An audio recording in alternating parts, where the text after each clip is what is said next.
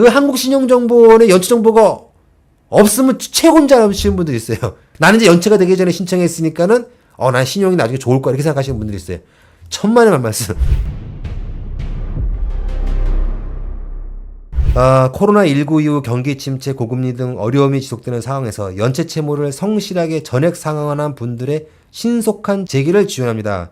최대 약 324만 성실 상환자 연체 이력 정보 공유 활용을 중단하여 신용평점 상승 효과 및 금융거래 제약 요인을 제거하길 기대한다. 2020년 1월부터 2025년 8월 사이에 5천만 원 이하의 연체가 발생하였으나 2025년 12월 말까지 전액 상환하는 경우 연체 이력 정보를 삭제한다. 네. 많은 분들이 연체 이력 정보가 삭제되면은 신용점수가 좀 올라가서 대출 받는다든지 카드 발급이라든지 이런 게 좀 개선될 수 있다라는 거예요. 대출 받고 카드 받으면 또 뭐가 되죠? 시장이 좀 활성화되겠죠. 신용점수가 어떻게 올라가냐? 여기 보면은 연령별 신용평점 상승 효과, 이게 2024년에도 이런 식의 어떤 그 신용회복을 시켜줬다고 합니다. 20대 이하는 점수가 40점 올라가고 30대는 32점, 뭐 전체 평균 31점. 그 연체 정보 이력이 삭제가 되면 이렇게 된다는 건데, 그래서 제가 오늘 얘기하려는 건 뭐냐면 신용 점수 누가 매시냐세요? CB사라고 해요. CB사 신용정보회사.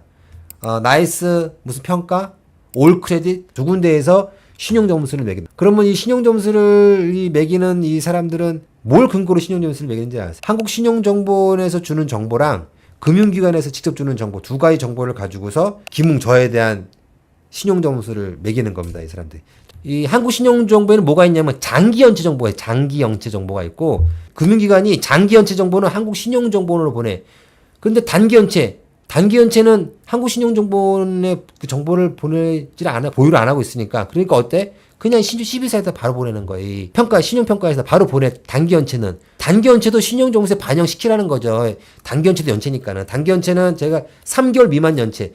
우리가 3개월만 연체했다가 다 갚아버렸으면 이분은 훌륭한 분이죠? 갚았으니까. 근데 그것도 신용정보에 반영하겠다는. 그래서 은행에서 CB사에다가 이제 정보를 보내. 그러면 이 올크레딧이나 나이스 평가회사가 그걸 신용정보에 반영하는 거예요. 단기 연체. 3개월 이상 연체를 해. 그러면 은행에서 이 사람은 기문이 3개월 이상 연체했네. 그러면 그걸 한국신용정보원에 보고를 해요. 그럼 한국신용정보원에 내가 연체했다는 게 떠. 한국신용정보원에 연체했다 떴다. 그에게 연체는 무슨 연체? 장기 연체. 3개월 이상 연체했다는 얘기입니다. 예. 상식적으로 단기 연체가 신용점수에 영향을 미치겠어요? 장기 연체가 신용점수에 영향을 미치겠어요? 당연히 장기 연체죠. 단기 연체는 이 사람은 성실 상환자야. 3개월 미만 연체했다 갚았잖아. 성실하게 상환한 사람이야.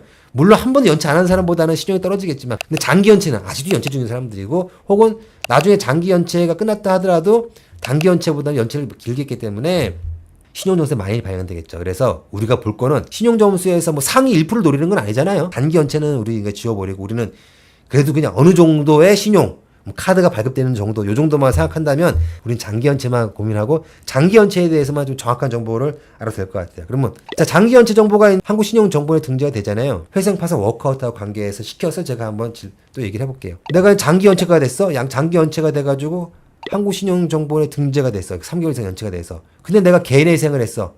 개인회생 해가지고 뭐 금지명령을 받거나 개시결정을 받으면 또 은행에서 나를 또 보고를 해요. 한국신용정보원에 내가 그 연체했다는 정보는 삭제가 돼요. 삭제가 되고 무슨 정보가 올라가냐? 김웅이가 개인회생 중이다.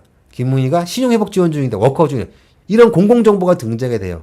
한국신용정보원에 공공정보, 연체정보는 없어. 삭제됐으니까 내가 개인회생 한다고 워크아웃 되니까 연체정보는 없는데, 개인회생 중이다, 신용회복 중이다 정보가 이렇게 있으면 신용점수가 좋을까요? 나쁠까요?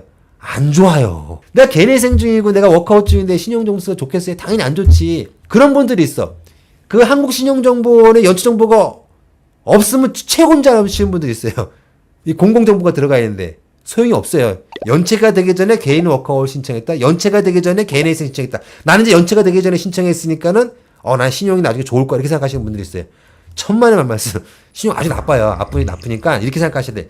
연체 정보랑 개인회생 중이다, 워크아웃 중이다는 공공정보는 동급이다 생각해요. 동급이다. 이 정보가 있든 이 정보가 있든지 간에 신용정보는 나쁘다. 근데 그런 분들인 거. 한국신용정보인데 어딘지 연체정보가 있어요. 나 지금 개인회생 중인데 연체정보가 아직도 있어요. 이거 삭제 어떻게 해? 이렇게 말하시는 분들도 있어. 없어요. 한국신용정보원에는 연체정보가. 그 연체정보 어딨냐? 본인이 보는 본인 정보기관에 있는 거. 본인 뭐 토스라든지 아니면 본인의 모습 올크레딧 본인 계정이 있을 거냐? 본인은 거기에 내 기록이 있어. 내 거니까 나만 볼 수 있는 기록이 거기 있는 거예요. 내가 개인회생 중인데 거기에 연체 중이라는 기록이 떴어. 그건 나만 보는 점수, 나만 보는 점수. 그런데 한국신용정보원의 개인회생 중이라는 거는 모든 금융기관이 봐요. 내 신용점수는 바닥인 거야. 내 신용점수는 이미 바닥인데 나만 볼 수 있는 토수에 있는 연체정보를 어떻게 삭제해? 이거 해달라고 하는 질문을 제가 몇 년간 받았어요. 그런 데 있는 연체정보를 그 지운다고 무슨 의미가 있어요. 개인회생 중이라는 정보가 있는데. 그래서 내가 개인회생 중이다. 개인 워크아웃 중이다. 그러면 그게 끝나기 전까지는 그 정보, 공공정보가 삭제되기 전까지는 연체랑 똑같은 겁니다. 연체랑 똑같은 거. 왜 똑같은 거냐? 또 이렇게 말씀드릴게요. 내가 개인회생하다 실패를 했어. 개인회생하다 실패하면은 면책이 안 됐잖아요. 면책이 안 되면 공공정보가 지워집니다. 공공정보가 지워진 다음에 다시 연체정보가 올라가요. 이런 분도 있어요. 연체가 되기 전에 개인회생을 신청했어요. 그 연체가 아닌 거로 생각하시는데 연체예요. 연체가 안 된 상태에서 개인회생 신청했다가 개인회생 1년 만에 실패했어. 그럼 공공정보원과 한국신용정보원에서 사라집니다. 사라진 다음에 다시 연체정보가 올라가. 나 연체한 적 없는데? 연체한 적이 없긴요. 있죠. 1년 동안 개인회생을 했잖아요. 그건 연체예요. 연체. 그 연체에 대해서 연연하시는 분들이 있어요. 그거는 담담하게 그냥 개인회생이 끝나면 바로 공공정보 개인회생 중이라면 삭제되고 그때부터 모든 금융기관 내가 모릅니다. 개인회생 중이라는 걸 몰라요. 걔는 했다는 사실을 다 삭제됐기 때문에. 그러니까 개인회생 중이면 면책될 때까지는 신경 쓰지 마시고 하시면 돼.